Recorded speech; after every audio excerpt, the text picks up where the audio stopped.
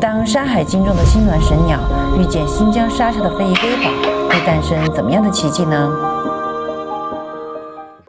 这次我们来到了新疆沙车，寻找一种会说话的布料——艾德莱丝绸。它用真丝手工织成，色彩绚烂如虹。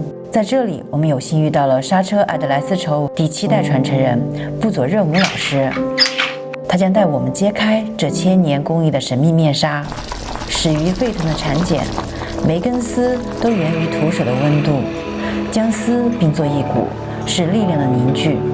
金线显花，图案在指尖诞生，每一处包裹都是对色彩的约定。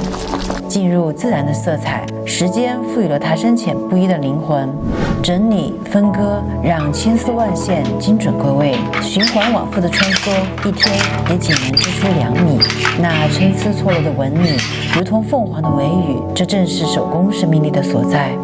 在这传承1000年的基底上，还可以织入金线，点缀水钻，让传统焕发出新的光彩。在沙车，我能感受到的不仅是丝绸的华美，更是这里人们的热情。他们的生活能歌善舞，用真挚的笑容迎接远方的来客。这片土地仿佛本身就是一个温暖的知己，让人流连忘返。带着这份感动和独一无二的艾德莱丝绸，我开始了创作。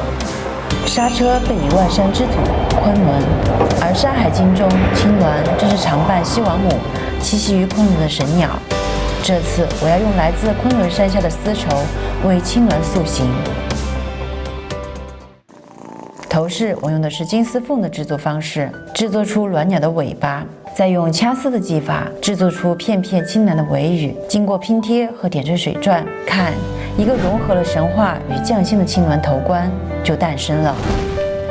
接下来是制作裙子的部分，将这块承载着故事的艾德莱丝绸巧妙地分割，用金色的布料来进行拼接，内衬搭配蓝色褶皱纱裙，这样层次就出来了。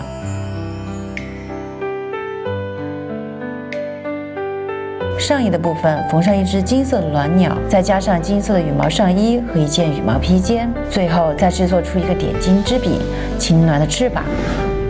当艾德莱丝绸化作青鸾的羽衣，传统非遗与上古神话完成了一次跨越时空的对话。